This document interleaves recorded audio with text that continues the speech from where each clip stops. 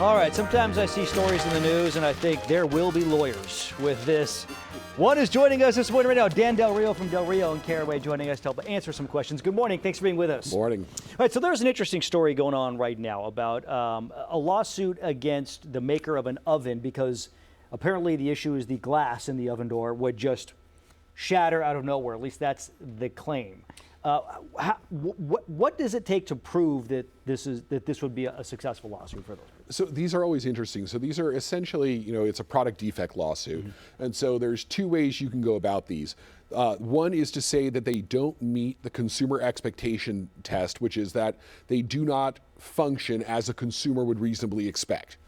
Your oven or a glass door exploding on its own would fall into that. Would probably fall into that. The other is more expert heavy, where you're trying to go ahead and you're trying to prove more that there's something that could have been done better or different. But here, this is a fairly if they can prove the claim, what they're saying is that something in the composite of the glass used cheaper materials such that over the process of heating and cooling as you use it, even when it's not being used, there is a possibility that these glass doors will explode and render the oven useless and dangerous. Do you have to prove that the company knew of this defect? So that always is of help because it gives this idea of notice and that they could have recalled and done something to remedy it, but it's not required for the product's defect claim itself because that is merely a claim that it's not operating as it should have according to a reasonable consumer. And then I guess the damages would be what? Just the cost of replacing the oven? That's the most you could ask for? Well, so that would be the easy thing. The very limit you look at, okay, the cost of either repair, replacement, things like that. But to those who actually had it occur, it could also be further damages at that cost. Sure, to the house or to the person flooring, that's nearby or whatever. Yeah. Okay, so another big issue that we seem to be talking about a lot is almost said alternative, but what's the word I'm looking for? AI. Artificial, there we go. Artificial intelligence. We are now seeing laws coming on the books in 2026 that are trying, I think, to put guardrails in place. What are the laws that we're seeing in effect in California this year? So it's where do we think that steers things? Yeah, so California is coming out with several AI laws.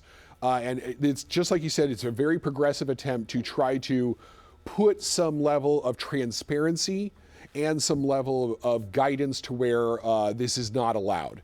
So the example there's three that they're coming out with. One is regarding to AI content generating, such as imagery, video, or audio that's being generated by AI. Those have a couple new requirements. One, that you go ahead and you have either a disclosed or a hidden marker on them that says that it's AI generated, a tool that will reveal that, and then you basically have to look at it and understand that all of these are backed by fines.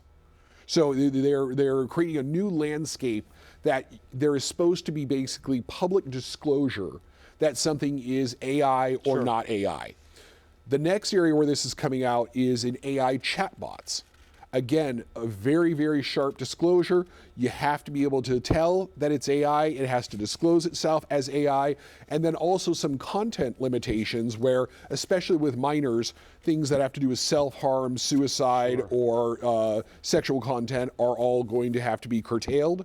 And then there's also some reporting that goes along with it where they have to be able to report if there is self-harm or discussions like this being prompted. Running short on time, but I want to quickly ask you to look into your crystal ball. When you look at the future of how many more laws are going to come in AI, like where do you think we are? Are we in the first 3% at this point of laws we're going to see trying to govern AI? Absolutely. And the last category, the one for AI in medicine, is exactly this. Yeah. They are now putting out, look, you can't say that it's a doctor. You have to tell people it's AI generated. You can't say that it's clinically based or backed because they want people to understand, look, am I actually talking to a registered health professional or not? And so what's going to become here is you're going to have this overall sweeping, it sounds like, governance or policies that say, look, we have to be able to tell when something is AI and when something is, as an example, written by a doctor as medical advice, or something is AI or it is a real picture. And so it's all right now about transparency and disclosure. All right, Dan Del Rio, thank you so much. We appreciate it. It's a pleasure. Thank you, gentlemen.